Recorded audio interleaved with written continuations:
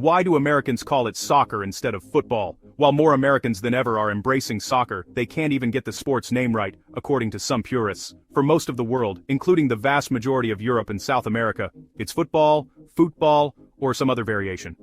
In the United States, Canada, Japan, and a few other stragglers, it's firmly known as soccer, much to the annoyance of those who can't understand how a sport played with feet and a ball can be called anything else. So, why the conflict? According to a paper by University of Michigan professor Stefan Szymanski, it all began in England in the early 1800s, when a version of the sport of football, based on a game played by common people in the Middle Ages, found its way into the recreational scene of some of the country's most privileged schools.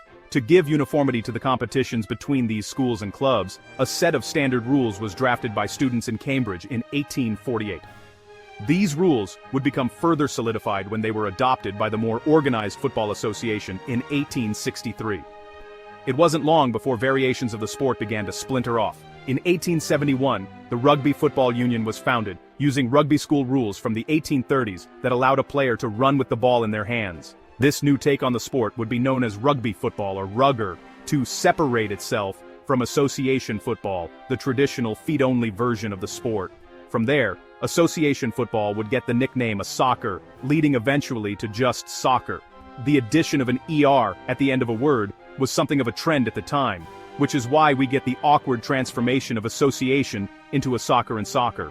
The first recorded American football game was between the colleges of Rutgers and Princeton in 1869, and used unique rules derived from those in both association and rugby football.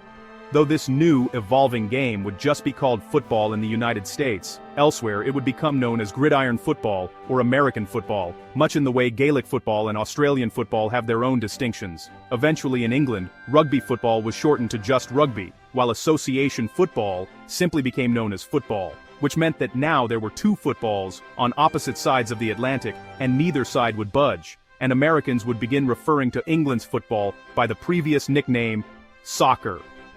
Despite the confusion nowadays, soccer was still a colloquial term used in England well into the 20th century. It rose in popularity following World War II before falling out of favor in the 1970s and 80s, according to Szymanski.